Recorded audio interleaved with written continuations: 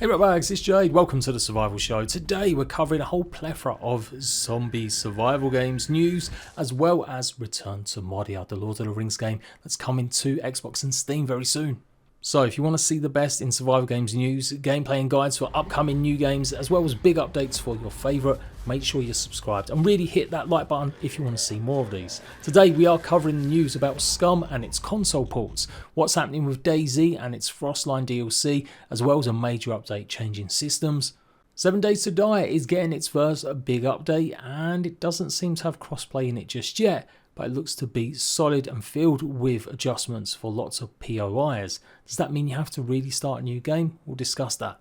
And as spoken about a little bit yesterday, I'm just going to cap it on at the end. Return to Moria is coming to Xbox and Steam, so going through exactly where you'll see me play that as well. Let's go, it's the Survival Show. After 6 years, Scum could be finally approaching its 1.0 release, and more importantly for console fans, your first taste of playing this open world survival simulation game that was basically a rip-off of Dayz, promising to be much better, and in the end kind of struggled with the same issues that game had. An initial big player base, then a sudden drop because updates and content wasn't coming out quick enough or that interesting. So despite having 70,000 players in its first month, dropped to below 3,000 at some point the next year. That's pretty normal nowadays with so much competition in games, but back then that was a huge drop and did have me worried the game was pretty much dead. But to Scum's credit, as soon as they managed to part ways with its previous publisher, they did manage to turn the tide, and now they've got absolute thousands upon thousands of players playing it on a regular basis. With consistent updates, mostly hitting what players want or improving what's there, it does seem to have gained a pretty good following, even if it has had plenty of controversies along the way, like including some SS Nazi symbolism on some of its inmates' tattoos back when it first launched, and having paid DLC while still in early access. But if Ark Survival Evolved can do it, then why not everyone else, eh? Nah, all jokes aside, it does look like obviously breaking away from their publisher did mean a heavy cost, and don't begrudge a team that are consistently adding updates a chance to get some extra money to finish the game off. Just goes to show though, never brag too hard, as they did really ham up their game as being the next big Dayz killer, and they weren't going to make the same mistakes. 6 years on, it looks like they're finally releasing out of early access. Some rumours state it could be the end of this year, and they are launching on Series S and X and PlayStation 5. Now the PlayStation 5 is new news. We did hear last year in November from themselves replying on Twitter that they would be launching on Xbox consoles in the future, with the idea that most people thought it'd go into game preview, but it does look like they're going to be launching on both platforms at the same time perhaps, as an age rating in Taiwan has listed PlayStation 5 as well as the Series X and S.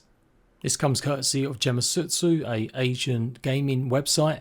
And yeah, it shows that the age rating has gone through on the age rating board in Taiwan for Series S and X and PlayStation 5. So I would expect a Gamescom reveal. I've tried Scum a bunch of times over the years, although I've never put too much time into it. So I'll be curious what the 1.0 looks like and what it plays like on console. As always, I'll keep you guys up to date. Any big release news, I will let you guys know. So it looks like Dayz is finally gearing up for its Frostline DLC launch. This has been something that's been worked on for a while and was announced a good while ago. They've been keeping people informed with dev blogs showing a much harsher environment with cold mountains and maybe more to go and survive in this simulation game. Alongside the Frostline DLC that's going to be available on Xbox, PlayStation and PC, they are having game update 1.26, which seems to change quite a lot of what Dayz is, albeit while still looking the same. I won't detail everything, but a quick paraphrase is they're reworking some of the cold and flu kind of symptoms and systems. Fishing's been overhauled, they've got changes to hunting as well, and are changing the inventory system slightly, basically reducing it in somewhat sizes for actually how much individual pieces of clothing can hold. But the upside is that clothing will now have more durability on it from Zeds, trying to make it more impactful about what you carry around with you. Also improvements to the server browser, and the blog goes on to show more to do with the elemental effects that are coming in with more dynamic weather. So this update is now live on experimental branch. Should be able to find some Xbox servers. I don't know if PlayStation ever got them, but otherwise PC as always will have them. And yeah, this big update is going to be releasing at the same time as their Frostline DLC.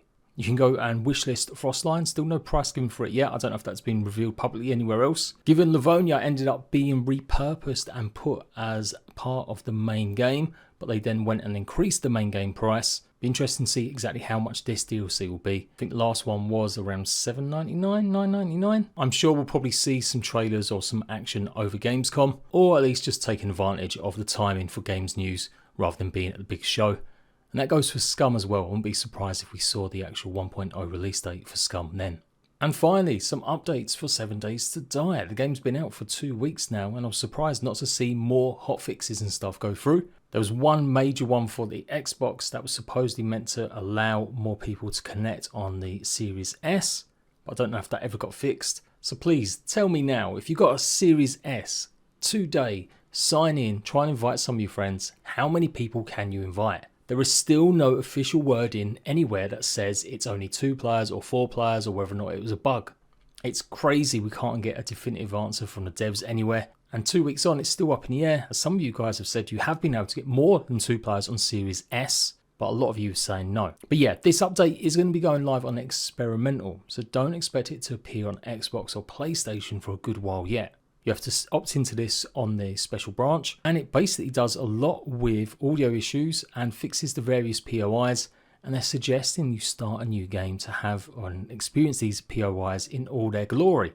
After a solid month of looting and base building, do you really want a change and start a fresh map? As suggested by Fun Pimps. I don't know about that. You guys let me know. With all that skills and experience, could it be worth a fresh one? They've got some localization going on as well with Japanese and Spanish text. And the vast majority of improvements here are to do with vehicles. They've nerfed how much damage you can do with the plough, but they've also increased the fuel capacity for a lot of the vehicles as well. And it looks like pretty much most of the houses that are listed here have been added special keys or ways to unlock so you can make a quick exit, as that's been missing from a ton of the POIs. They've also given a loot balance pass to store clothing, so hopefully that means you might get some better gear once you go and loot one. But they've also removed the FPSS scaling option for consoles. Always wondered exactly what it was doing. No wording though on any more enhanced performance options for either PlayStation 5 or the Series X. So lots of stuff there. I will go over the full patch notes when this update is going to be going live for everyone. And yeah, I guess we've got to work out exactly how the cadence is going to go. Normally, things like this will go live for about 2 or 3 weeks, although some days I think they've had it on there for like a month. Then it moves over to PC stable, and then maybe a few weeks later or a month later, consoles. But the game will be crossplay, and crossplay updates tend to be a bit quicker, especially if they rely on each other with some of these updates to basically connect. So honestly, we don't know yet. If it does release on PC in the next few weeks, it could be another few weeks after that console get it. They do say here they're waiting for this to go stable as 1.1 on actual Steam before releasing it also on console at the same time. So you never know, they may have it added insert on Xbox and PlayStation, have it up and running as a experiment on PC. And if there's any more additional issues people find, then that can at least be taken notice of and put into the next update, or maybe even make its way in to the Xbox and PlayStation ones. Obviously, I know crossplay hasn't been implemented yet, but just talking about the future when we get some of these updates. And where is crossplay? They did say it was going to come sooner than we think. Initially said Q4, so to me that said October through to December. But if it's any earlier, well, this sounds like this update is going to be the big update between now and October. So it doesn't look like it's added as part of it right now. Anyway, I guess we'll find out and I'll keep you guys in the loop. Only yesterday I told you guys about Return to Moria coming to console, but I figure I might as well tag it on at the end here too.